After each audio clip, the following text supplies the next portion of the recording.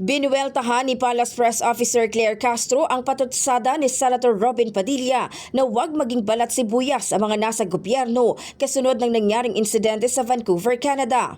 Matatanda ang kinuyog si Castro ng ilang nagkikilos protesta sa Canada kung saan minura pa siya ng ilan sa kanila. Ayon kay Castro, mas mabuti sanang inalam muna ng senador ang buong pangyayari bago ito nagbigay ng komento. Unang-una po, siguro mas maganda na masabi niya rin ito or mismo ni Senator Robin Padilla sa sarili niya. Dahil hindi po tayo balat sibuyas, hindi po tayo umaalma, katulad ng ibang ginagawa na tinaasan lang ng boses dahil sa kanyang pagsisingit or pag-interrupt sa pagsasalita ng isang senador ay biglang umalma na at medyo nag-alboruto. Yan po ang totoong balat sibuyas. Giit pa ni Castro, hindi pagiging balat sibuyas ang issue, kundi ang umano'y pagmumura at pagdarasal ng kamatayan sa kapwa na anya'y hindi dapat kinukonsinti.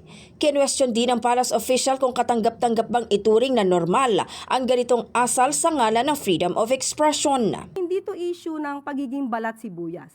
Issue ito ng mga Pilipino na nagpapakita ng kagaspangan ng ugali.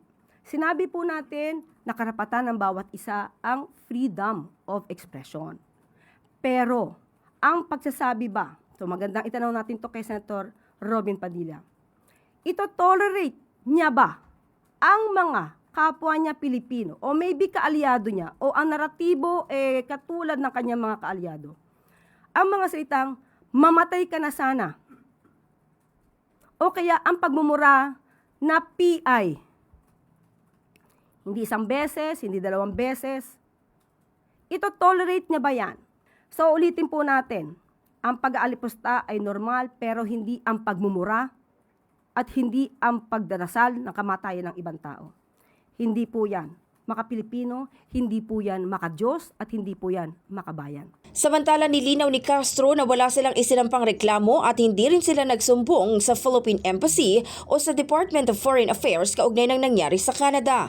Anya wala silang balak na palakihin ang insidente at nalaman na lamang nilang kumalat ang video matapos itong ipaalam sa kanila ng ilang kasamahan sa media. Dagdag pa niya, nasa Department of Foreign Affairs na ang anumang magiging hakbang kaugnay ng nangyaring insidente.